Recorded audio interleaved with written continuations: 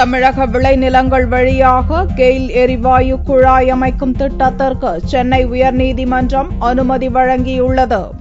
கேரள மாநிலம் கொச்சியிலிருந்து மங்களூருவுக்கு தமிழகத்தின் 7 மாவட்டங்கள் வழியாக குழாய் மூலம் இயற்கை எரிவாயு கொண்டு செல்லும் திட்டத்தை கெயில் நிறுவனம் துவக்கியுள்ளது. இதற்கு தமிழக விவசாயிகள் கடும் எதிர்ப்பு தெரிவித்தனர். இது தொடர்பாக கெயில் நிறுவனம் மற்றும் விவசாயிகள் தரப்பு சார்பில் பரஸ்பரம் சென்னை உயர்நீதிமன்றத்தில் வழக்குகள் தொடரப்பட்டன. கடந்த மார்ச் 6, 7 மற்றும் 8ஆம் தேதிகளில் 7 மாவட்ட விவசாயிகளிடம் தமிழக அரசு கருத்து கேட்டது. விவசாயிகளின் கடும் எதிர்ப்பு காரணமாக கடந்த மார்ச் 26இல் சட்டசபையில் இது தொடர்பாக தீர்மானம் நிறைவேற்றப்பட்டது. கெயில் நிறுவனத்திற்கு தடை விதிக்கவும் இதுவரை நடந்த பணிகளுக்காக விவசாயிகளுக்கு இழப்பீடு தரவும் தமிழக அரசு முடிவு செய்து சென்னை உயர்நீதிமன்றத்தில் அறிக்கை தாக்கல் செய்தது. இதற்காக இடைக்கால தடை விதிக்கப்பட்ட நிலையில் கெயில் நிறுவனம் மேல்முறையீடு செய்து இடைக்கால தடையை நீக்கியது.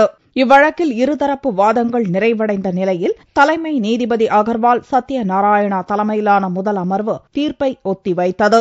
இந்நிலையில் உயர்நீதிமன்ற வக்கீல் ஷியாம் சுந்தர் பொதுநலன் கருதி இவ்வழக்கை முடித்து வைக்க மனு செய்தார். இவ்வழக்கு திங்களன்று சென்னை உயர்நீதிமன்ற முதல் அமர்வில் விசாரணைக்கு வந்தபோது தமிழக அரசின் தடை உத்தரவை நீக்கிய நீதிபதிகள் கெயில் நிறுவனம் குழாய் அமைக்க அனுமதித்து உத்தரவிட்டனர்.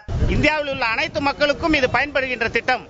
ஆகவே இது போன்ற பொதுமக்களின் நலத்திட்டங்களில் மாநில அரசாங்கம் இடையூறு செய்யாமல் ஏற்கனவே கொடுத்த ஒற்றுமையை தொடர்ந்து கொடுக்க வேண்டும் என்றும் வலியுறுத்தப்பட்டுள்ளது.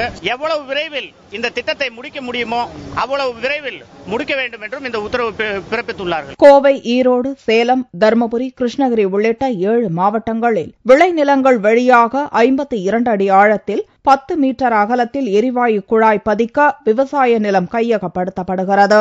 இப்பிரச்சனையில் உச்சநீதிமன்றத்தில் மேல்முறையீடு செய்யப்போவதாக விவசாயிகள் தெரிவித்துள்ளனர்.